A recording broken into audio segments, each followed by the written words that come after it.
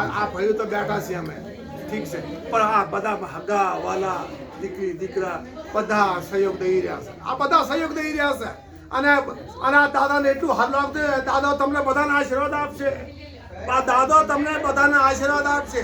તો આ સત્સંગ છે, આ ભજન છે, તો આ બેરન થતું જે તમે ટાઈમ કાઢો છો ને એ બેરન નહીં થાય. આમાં કંઈક ને કંઈ મળશે આપણને, કંઈ ને કંઈ મળશે આપણને.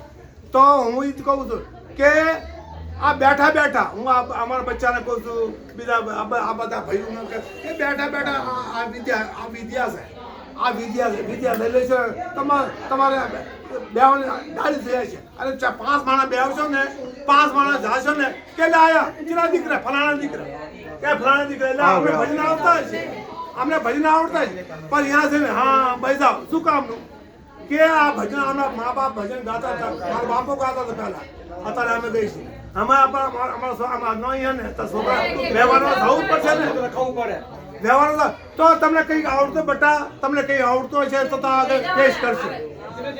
હા આગળ પેશ કરશે તમે. આગળ નહીં આવતું હતા ખૂણા ભાઈમાં માન સમજ આપતું નથી. અમારો ભાઈ હંસરાજ હતા કે મારો ભાઈ હંસરાજ હતા, સાંભળેલા મારો ભાઈ હંસરાજ હતા. એ કહું છું મારો ભાઈ હંસરાજ એ બહુ જ્ઞાની હતો અને બહુ સારો ભજનો ગાતો હતો. આ સમ્રાટ હતો, ભજનનો સમ્રાટ હતો મારો ભાઈ. અત્યારે કે મારો ભાઈ નથી આવ્યા હતા અને મારા ભાઈ આપના તો અત્યારે શું તો 4 ચાંદ લાગી. તો ભાઈ કોઈ જિંદગી કઈ ભરોસો નથી. આપણે મારા બચ્ચા છે, હાડા વાળા છે, ભાઈઓ કટા દીકરી કોઈ આવ્યા છે, તો ધન્યવાદ છે, બધા ધન્યવાદ છે. તો આ શીખો ભાઈ, આ શીખો. અત્યારે અમારા હસરાને જેટલી યાદ આવે તમને, જેટલી યાદ આવતા ભજન બે છે તો યાદ આવે.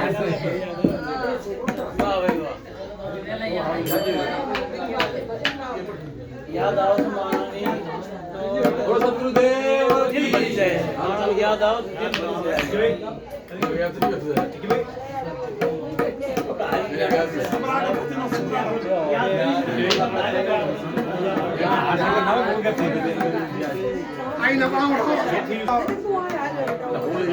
સમ્રાટ અમારા ભાઈ